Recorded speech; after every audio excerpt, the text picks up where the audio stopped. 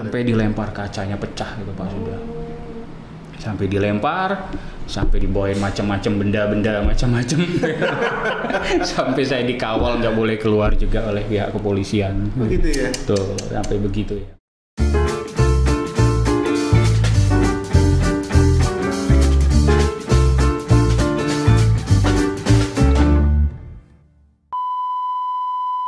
Cakado, Sing penting wani. Pak Jumala, Oke. apa kabar Pak Jumala? Dahsyat luar biasa. Mau nembuk baru ketemu sedino tak? Iya. Aku kan nyontoh Pak Tung di Semaringin. Gitu ya. Dahsyat. Dahsyat. Banyak dahsyat. Jumala. Wah, sore ini kita kedatangan tamu ya. Luar biasa ya. Tapi tamu ini adalah kemarin ya, lanjutan. Oh, lanjutan ya.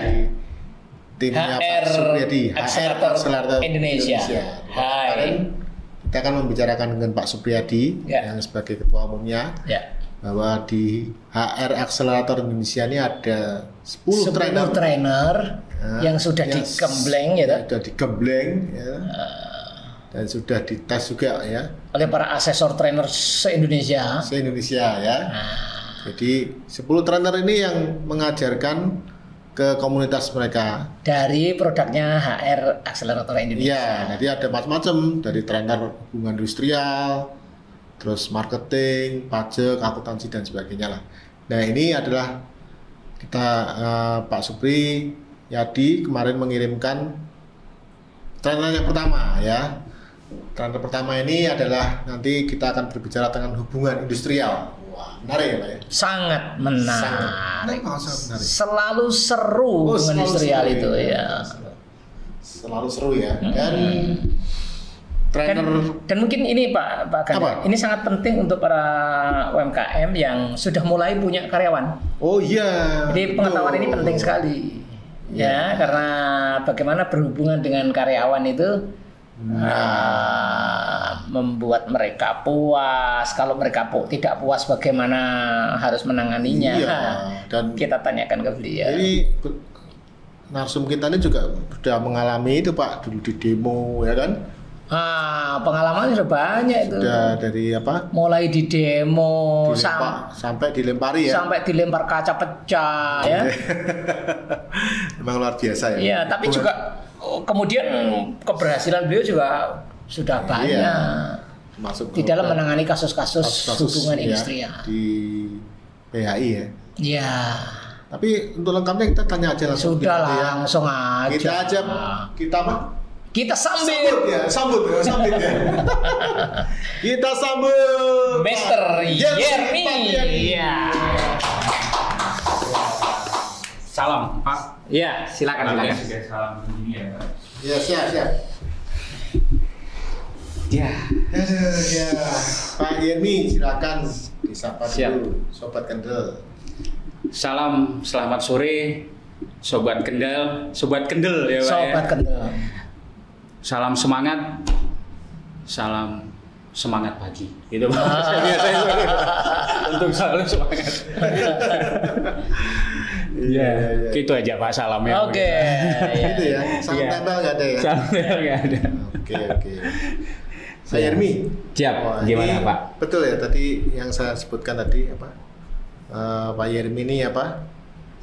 Salah satu dari 10 trainer yang sudah melalui gemblengan ya di Apa istilahnya kalau Istilahnya apa? Pak Pri itu di gembleng itu diapakan? 10 trainer sudah di kurasi. Wah, apa? Kurasi? Dia apa? Digembleng. Apa digembleng gitu Pak? Digembleng lah ya.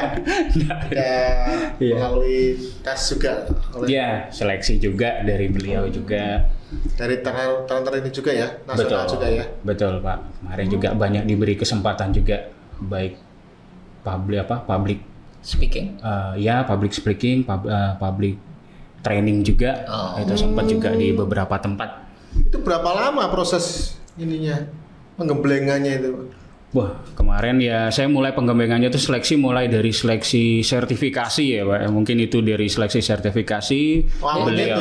BNSP maksudnya? Iya, itu pertama kali MSDM saya diajak oleh HAI yang mungkin di situ juga kan dari proses pembelajaran. Sebentar Pak, jadi dilihat maaf. juga. Dari sebelum ini kan Ya. 10 tadi ya katanya. Nah ini prosesnya gimana? Dari sekian member yang ada sekitar 500-an itu, Ya. memang dipilih 10 dulu atau daftar dulu? Pak Yeremi daftar dulu. Itu proses, kalau proses secara untuk menjadi trainernya yang dipilih itu proses internalnya dari HAI ya Pak. Oh ya. internal ya. Jadi dari sekian banyak kita mengikuti beberapa pelatihan, Oh, beberapa gitu ya. sertifikasi. Nah, ruang di situ kan ruang kita umpan baliknya. Mungkin di situ juga proses kita dilihat. Cara ininya ya dari Ya dari materi yang kita Materi, sampaikan ya. juga, dari kompetensi mungkin yang kita Kompetensi, ya. digali juga mungkin oleh akhirnya dipilih HAI. 10 itu ya. Betul, proses seleksinya seleksi secara massal ya Pak itu Pak ya, dari Iya, massal. iya. Dan kompetensi teknisnya bukan hanya di AR kan dari 10 itu. Bukan macam-macam Ada ya yang Pak. finance, ada yang Betul, ada yang marketing, Ya. kemarin yang terbaru ada digital marketing juga Wih. gitu. MSDM sendiri kan kita bicara banyak selain hubungan industrial gitu. Iya, Masing-masing. MSDM yang lain juga ada juga kecuali Ada juga. Pak Yermi ada Iya, lagi. ada juga yang kemarin basic khusus untuk human capital itu juga ada. Oh, oke. Termasuk yang juga mikro juga ada ya, gitu. Perpajakan Iya, gitu iya. ada. Jadi macam-macam kompetensinya kita rame juga di situ, Pak. Rame ya. Iya. Jadi Ruangnya. 10 trainer tuh digembleng ilmu semua macam itu juga. Betul, gembleng. Cara gemblengnya ya kita mungkin diseleksi secara internal dan kita juga diberikan ruang untuk memberikan pelatihan. Nah, di situ bentuk seleksinya juga, Pak. Iya, iya. Nah, secara kompetensinya. Oke. Dan Pak Yermi ini keahliannya atau spesialisasinya adalah di HR dan lebih khususnya adalah hubungan industrial. Yang mana Betul. ini sangat penting bagi industri-industri atau perusahaan-perusahaan yang sudah punya karyawan yang lebih dari berapa itu yang harus sudah mulai memperhatikan. Itu condongnya ke manufaktur, padat karya. Padat karya. Padat karya. Berapa karyawan minimal yang sudah harus mulai memperhatikan hubungan industrial? Ya mulai dari 100 karyawan, Pak ya. 100 karyawan. Jadi bahkan ya, minimal pembentukan PP atau PKB ya, gitu. Iya, Terus karyawan itu iya, juga iya. sudah harus mulai memperhatikan. Udah mulai ya. Kalau 25 karyawan gitu belum ya kayaknya ya? Belum begitu Belum, bisa ya. peraturan perusahaan Belum saja. sensitif ya? Belum. Masih dikit, masih bisa untuk Iya, dikolek gitu. iya. Kalau 100 tuh biasanya udah ada serikat pekerja juga ya. Bisa membentuk sudah. Bisa membentuk ya? Iya, Oke. bisa membentuk serikat mereka. Nah, beliau ini kan sudah pernah di demo Pak Kanda. Nah itu gimana tuh? Itu kasus apa itu Pak? Kasus itu iya kadang kalau kita bicara tentang hubungan industrial tuh kalau pertama kalinya kan kita terjebak dalam ini aturan, melanggar aturan, kita terus berbicaranya perselisihan. Iya. Gitu lah, Pak. Iya. Cuman kalau garis besarnya kan hubungan industrial itu sebenarnya berbicara tentang bagaimana mengelola iklim yang kondusif. Gitu loh, Pak. Nah, itu yang banyak perusahaan kadang itunya diabaikan. Oh. Justru yang diperhatikan malah perselisihannya ya. Iya, jadi ya semacam bom waktu lah kalau itu kan. waktu ya. Betul, Iya. jadi ada masalah kecil numpuk. Nah, itu yang akhir mengelolanya ya itu menjadi masalah gitu kan. Jadi kemarin saya juga pernah di demo itu terkait dengan pengelolaan PKWT gitu ya Pak. Ya. PKWT. Waktu itu Bapak sebagai apa? Sebagai HR manajernya. HR manager. Betul. Berapa karyawannya? Karyawannya kemarin sekitar 700-an. Wih, banyak ini. juga. Jadi nggak perlu ke pasar malam kemarin Pak. Lihat jendela sudah rame. Iya. Gitu. Apalagi kalau kita bicara tentang karyawan, hubungan kerja, ini kan seksi sekali ya Pak. Iya. Seksi sekali. Dikit aja undang-undangnya dirubah ya sudah dari belakang sampai ke depan goyang semua. Goyang. Gitu ya. Iya, goyangnya bawa spanduk lagi Pak. Jadi kok sampai ribut gitu kenapa? PKWT-nya apa maksudnya? Ya, PKWT-nya antara aplikasi dengan normatifnya yang apa? Oh beda ya. Yang tidak mungkin belum dibicarakan atau belum dikelola secara hubungan industrial yang benar gitu kan. Apalagi waktu itu saya masih pakai Undang-Undang 13. Ya kan, di mana pengelolaan PKWT itu yang bisa diserahkan kepada pihak ketiga itu masih terbatas pada 5 segmen itu kan Pak. Juga yang di PKWT sendiri kan ada ketentuan waktunya, boleh 2 tahun, diperpanjang 1 tahun, boleh lagi diperbarui 1 tahun gitu.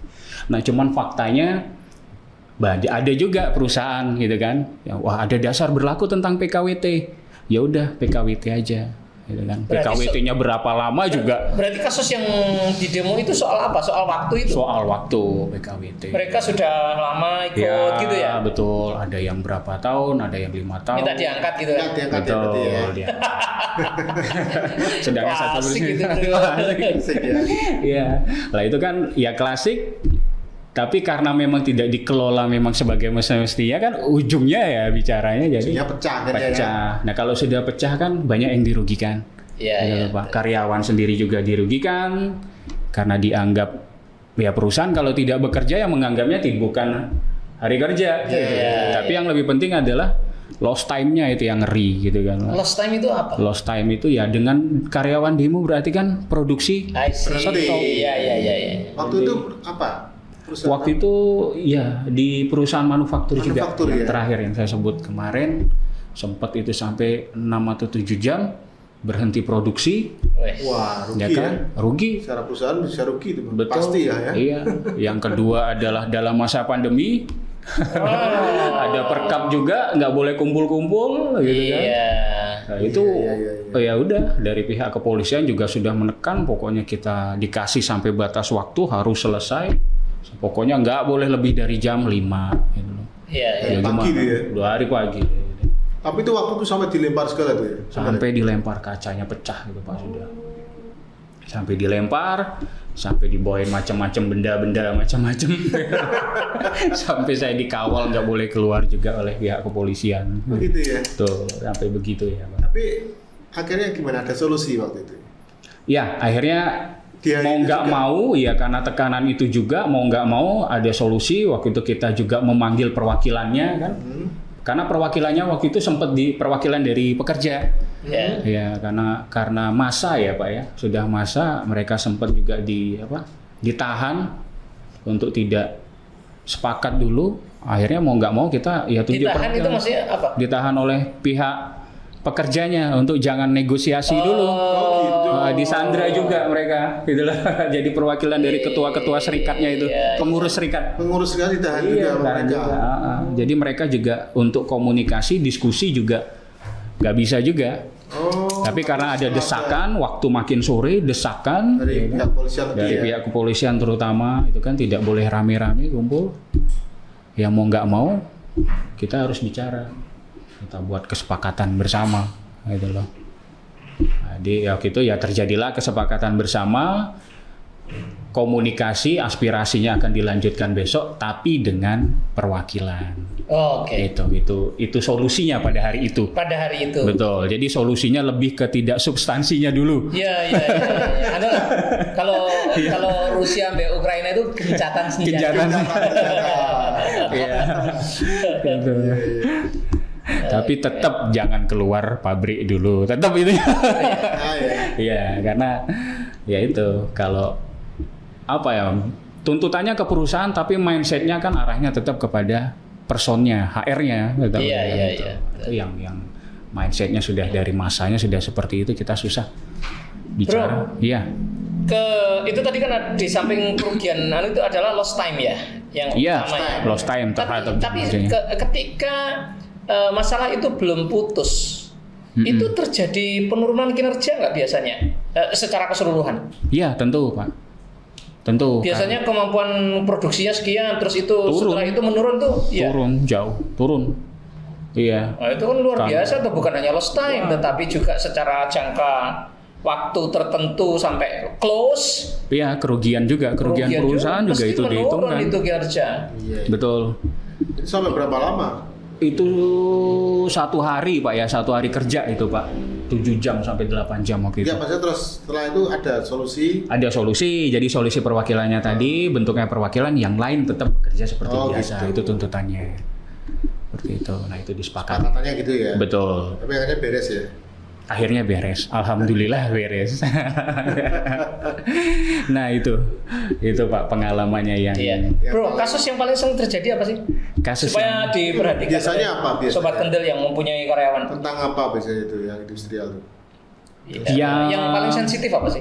Oke, yang paling sensitif itu kalau kita bicara perselisihan dulu kan ada 4 gitu Pak. Oh iya. Apa tuh? Ada yang pertama ada hak, ada kepentingan, gitu kan, ada perselisihan, ada yang ketiga lupa saya. Kewajiban ya, Ra? Bukan. Hak, kepentingan, yang keempat itu. Hak itu kan termasuk gaji di dalam ya? Betul. Persepsi kepentingan. Nah, kalau yang paling sering itu adalah tentang hak, ya Pak ya. Jadi hak baik itu status, terutama ya status itu tadi. Status yang sensitif ya. Itu kalau diprosentasekan itu bisa 70% yang jadi permasalahan, sumber permasalahan. Gitu. Sumber permasalahannya itu yang paling tinggi. Iya, terutama hak mengenai itu juga status kekaryawanan. Ya. Karena meskipun kalau undang-undang yang baru sudah menghapuskan 5 segmen tadi, jadi dalam arti semua bisa di-outsource-kan. 5 segmen itu apa saja nih? 5 segmen itu kalau yang dulu boleh di-outsourcing-kan kan ada kebersihan, ada driver, ada catering, ada keamanan, dan kalau itu dalam bidang pertambangan ya itu ya yang kelima itu. Dalam bidang pertambangan itu boleh di-outsource-kan. Itu boleh di-outsource-kan. Ya. Kalau yang lain berarti tidak boleh.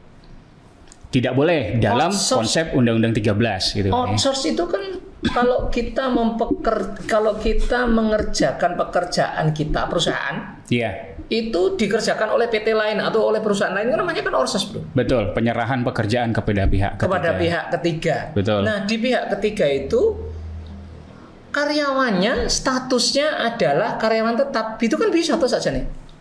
Yang konsep undang-undang sekarang itu diberi. Kalau yang lalu kan tidak boleh, Undang-Undang 13. Iya. Jadi hanya 5 bidang itu saja. Itu yang boleh diserahkan kepada pihak ketiga. Iya. Selebihnya itu hanya diatur PKWT atau PKWTT. PKWTT ya. Gitu. Kalau sekarang semua bidang kan boleh. Boleh. Terus yang kedua, meskipun kalau sekarang tuh kan yang apa?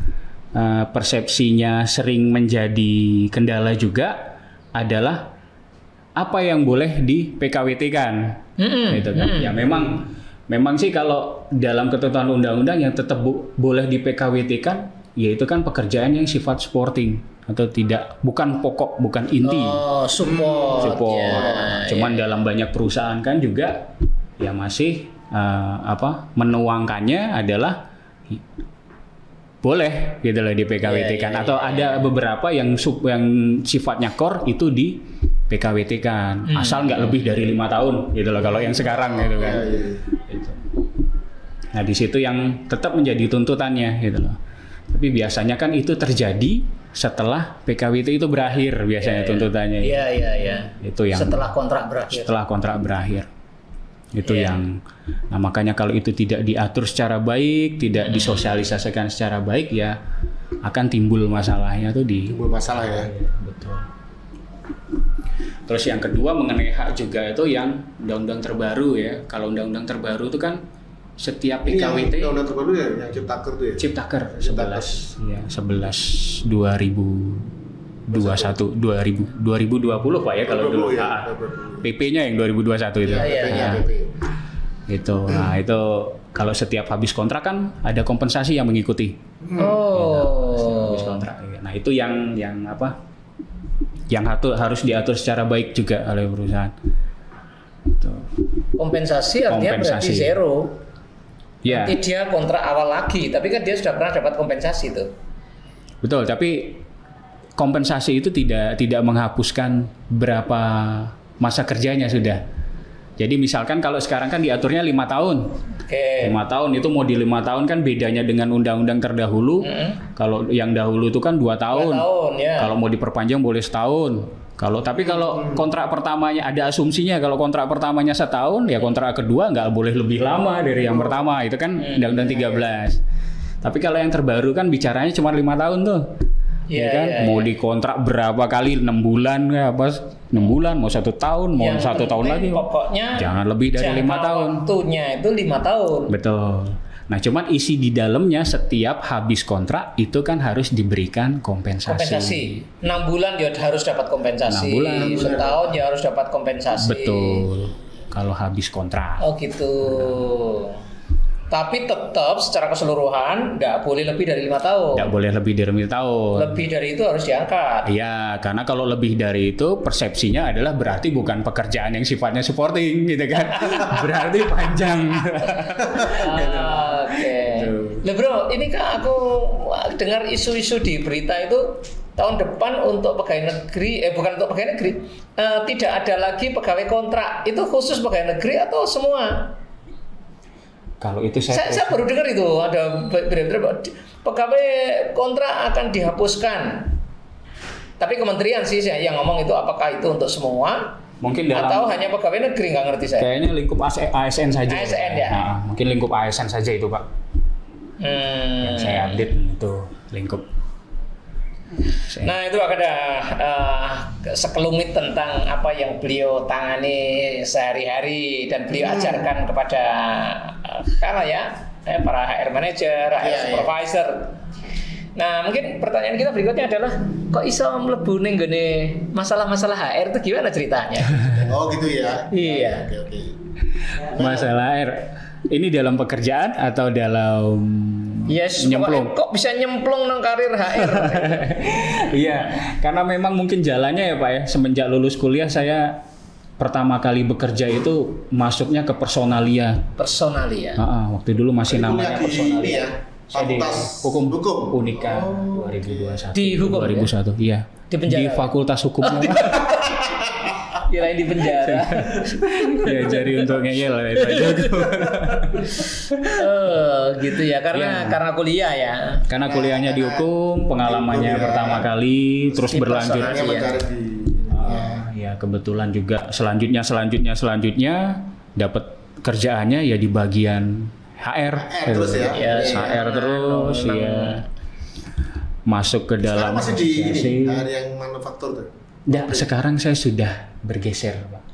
Oh. Bergeser ke Semarang. Oh Semarang. Iya, di salah satu bank perkreditan rakyat. HR juga. HR juga, SDM juga. Karena pengalamannya juga HR. Ya, cuman ada peralihan sedikit kalau ini lebih ke berbicaranya tentang apa pengembangan ya. SDM. Pengembangan SDM. Gitu. Tapi kalau di trainingnya kan tetap di industrial. Tetap di industrial, relation, Pak. betul Pak. Karena saya berapa tahun ya? 2005 kerja sampai sekarang kira-kira 16 tahun. 16 tahun 16 di tahun, hubungan 15 tahun itu di manufaktur. di hubungan industrial. Iya, kalau Oh, enggak manufaktur. ya? Enggak selalu ya? Enggak selalu. Ya semua, tapi kalau manufaktur tuh memang poin hubungan industrialnya yang paling. Bukan di pengembangan ya. Tapi kalau yang sekarang lebih ringan Lebih ya. ke pengembangannya ya, berbicara tentang pengembangan SDM-nya. Karena manufaktur itu banyak memang sensitifnya itu banyak tenaga kontrak memang. Betul. Iya, Iya, Pak. Apalagi masa pandemi kemarin mau nggak mau tuh. Waduh, Sulit berat ya. pengurangan itu ya. Banyak Pak, pengurangan harus ya itu dilematis juga.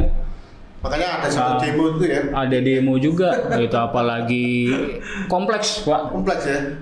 Pandemi, omnibus law turun, gitu kan ya. Omnibus Law. Berbagai juklak-juklak PP-nya juga turun, gitu kan. Nah itu sudah ngaturnya juga dari sisi perusahaannya juga dilematis juga. Mau nggak mau harus ada efisiensi, gitu kan Pak. Efisiensi ya yang paling dekat bicara fixed cost ya tentang tenaga kerja. Tenaga kerja Itu. yang paling mudah ya. Betul. Tapi juga paling berisiko ya. Paling berisiko. Seksi oke Pak. Iya. Karena HR biasanya pegang budget yang begitu besar Pak Kanda. Iya. Aku juga ikut merasakan itu. Ya. Nah kalau di komunitas HR Accelerator Indonesia sendiri itu Pak Yermi kan terpilih sebagai salah satu trainer ya. Ya. Ya itu apa kegiatannya Pak di situ? Kegiatannya kalau biasa seminggu sekali untuk internal HR-nya tuh kita kumpul-kumpul ya Pak ya. Brainstorming lah. Gitu. Jadi kita brainstormingnya tuh tidak harus ada event misalkan mau sertifikasi. Tapi tiap minggu biasanya kita di warung kopi Gitu, brainstorming, kita ngangkat nih isu yang paling deket tuh apa gitu. Terus Iya. dari situ Warung kopinya masih angkringan ya? wah masih angkringan. Judulnya ngopi tapi pesannya jus mangga ada kan? Atau es teh gitu. Ya, tapi di HR Accelerator Indonesia sendiri itu Pak Yermi pernah ada pelatihan ya yang Ada. jadi trainernya ya. Ada Itu beberapa acara kali. apa? Acara apa? Satu acara ya untuk sertifikasi. Oh, sertifikasi apa ini? Sertifikasi MSDM waktu itu Pak. Penyelia. Level supervisor. Level supervisor ya. Ya.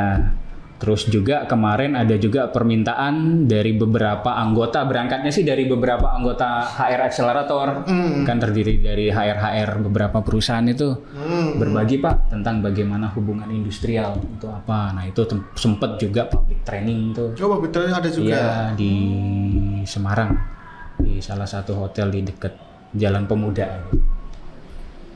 Itu ya, itu sempat pesertanya juga, lumayan tuh pesertanya ada 38 sampai 40 ya. Oh. Itu levelnya ada supervisor, ada manajer, juga ada beberapa teman dari unsur serikat juga waktu itu. Oh. Oke. Siap. Tuh juga dan dia kumpul rame, kita berbagi juga dari situ juga sharing juga. Di komunitas itu ya, HR Accelerator ya. Iya. Oke.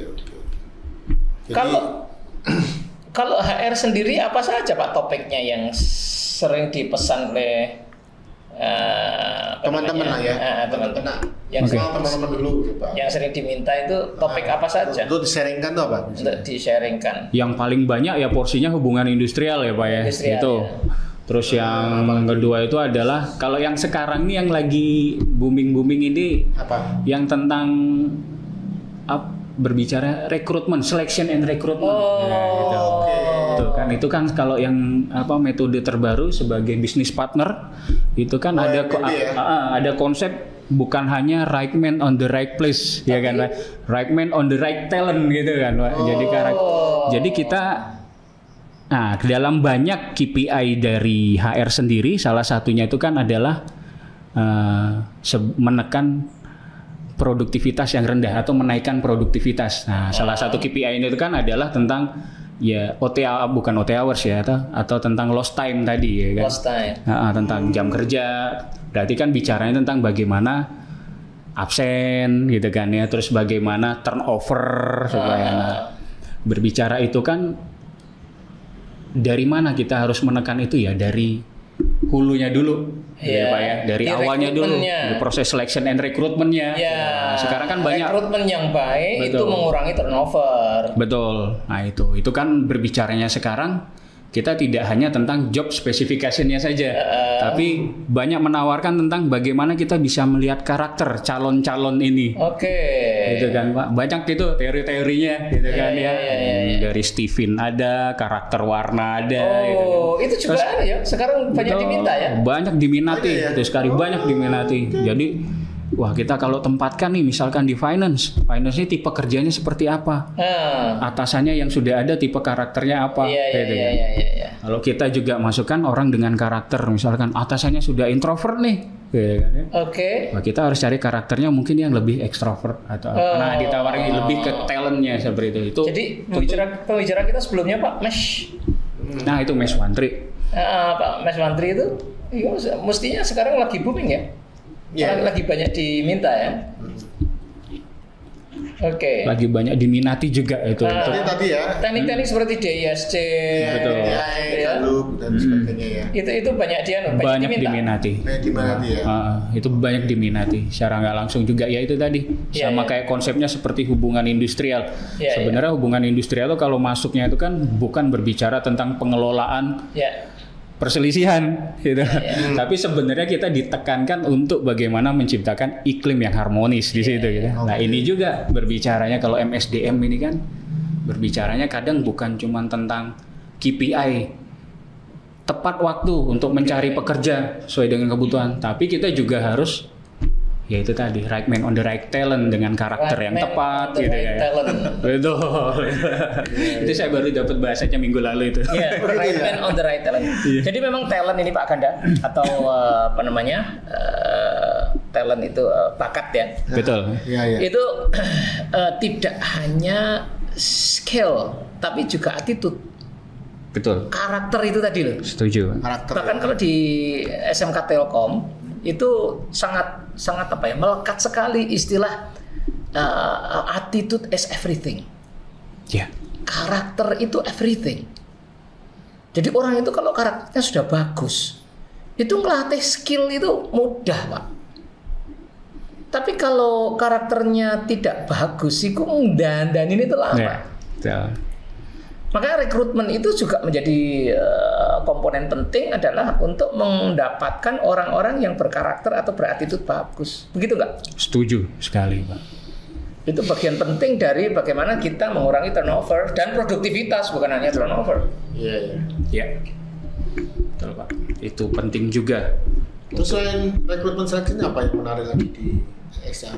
HR yang menarik lagi ya bicara kalau sudah direkrut, nah itu yang tengahnya itu Apa itu? langsung aja lah bicara tentang pool ya Pak, manajemen Iya, pool, iya, talent pool. pool manajemen. Pool ya.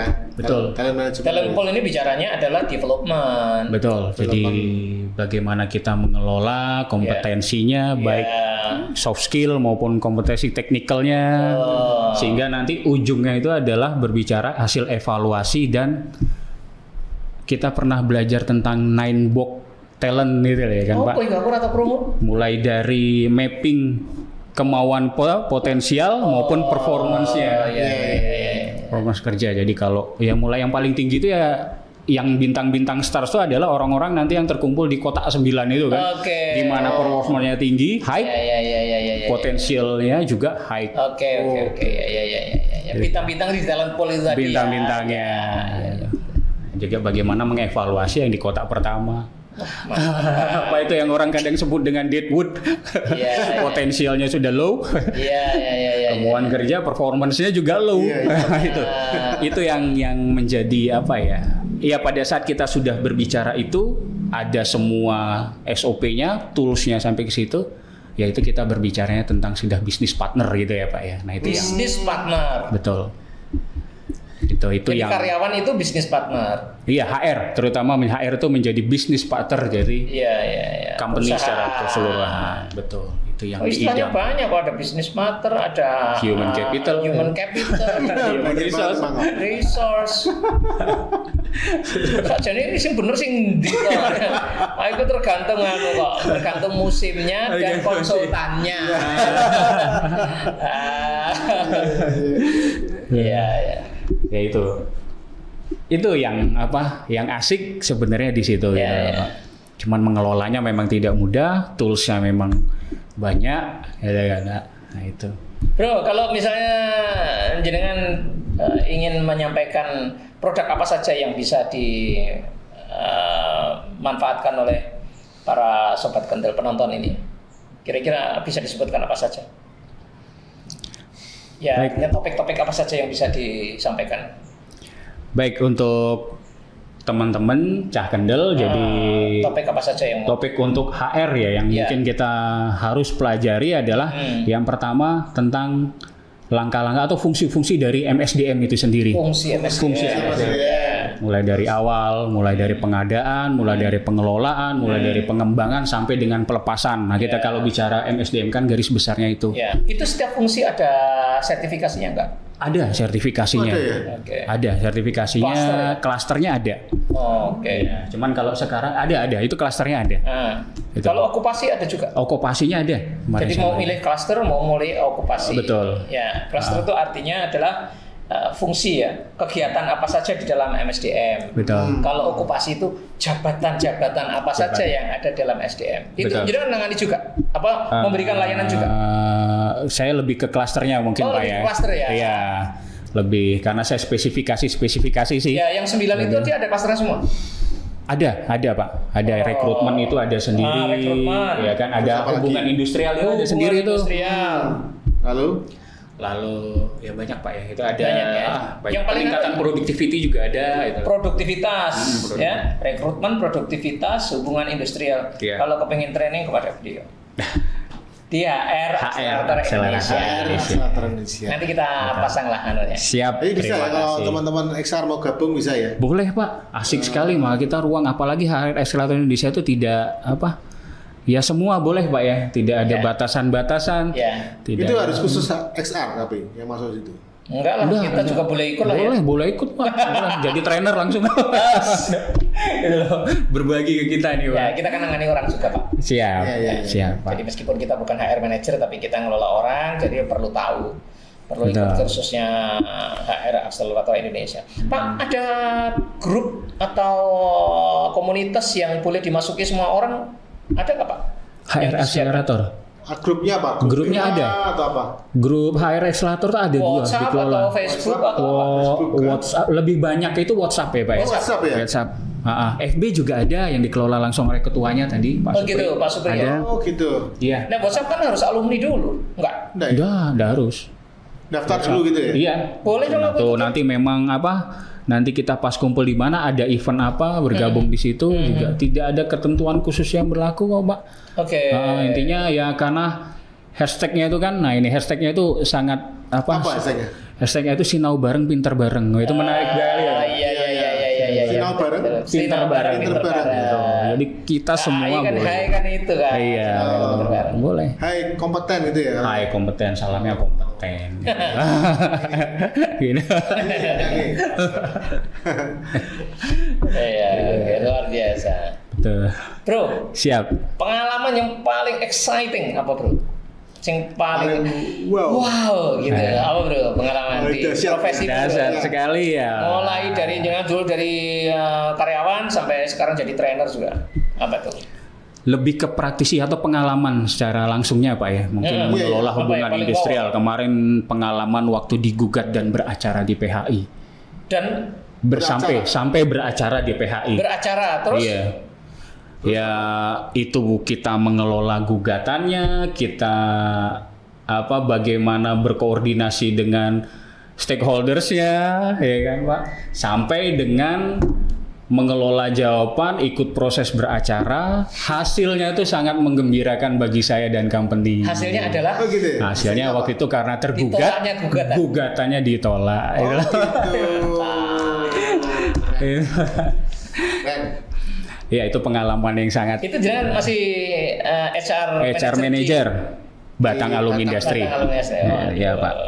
Oke. Gitu. Itu menggembirakan buat Bro, saya. Siap. kalau apa namanya mimpi besar ke depan jangan apa bro? Mimpi besar saya Pak, saya itu adalah menguasai expert dari hulu sampai hilir untuk MSDM seluruhnya. Oh, Gitu Pak. Seluruhnya gitu Pak ya, saya bisa beli sehingga saya bisa berbagi nanti. Kalau sekarang kan mungkin partnya saja. Yang 9 klaster itu tadi ya. Betul. Gitu. Mantap, luar biasa. Ya itu mimpi, makanya saya banyak belajar, sinau pinter bareng, Iya, sinau iya, bareng pinter bareng ini Pak. Belajar Iya, dari iya. banyak orang. Gitu, Pak. Gitu ya. Mm-mm. Siap. Pak Kanda? Ya bagaimana? Ya, selalu Pak sebelum kita akhiri, kemudian kita minta beliau untuk share Iya, tips ya, silakan. tips khususnya, rasa khususnya ya, terserah ya. Terserah. Mau bidang SDM, mau bidang kehidupan, Silakan tips. di share kepada sobat Kendel, silakan. Baik, terima kasih. Tipsnya mungkin kita tuh yang pertama, untuk sebuah keberhasilan saya percaya itu ada 3 unsur ya. Yang pertama itu ada aturannya, yang kedua harus ada toolsnya bagaimana, Aturan, tools. dan yang ketiga tuh harus dilaksanakan dan dievaluasi. Aturan, ada tools, dan dilaksanakan dan dievaluasi. Betul. Kadang kita terjebak hanya 1 dan 2-nya saja. Kita Aturan- tidak pernah melakukan, kita tidak pernah tuntas melaksanakan sampai kita evaluasi. tidak melakukan evaluasi. Tok, Marco tok. Itu Saya- jangan terjebak di situ. Saya itu 7 tahun mengelola quality management tingkat nasional, dan yang lemah di situ evaluasi itu lemah kita itu. Sangat setuju. Itu Pak tipsnya. Luar biasa. Oke. Yes. Terima kasih Pak Yermi ya. Terima kasih Bapak. Sharingnya di sore hari ini bersama Sobat Kendel ya. Oke Sobat Kendel, jangan lupa di like, komen dan share video ini ke teman-teman di luar sana ya, supaya bisa saling mendapatkan manfaat ya. Dan jangan lupa dibunyikan loncengnya ya Pak Jembala ya. Serta subscribe Cak Kendel Podcast. Iwa hiu dagingi kandel, see you Cak Kendel.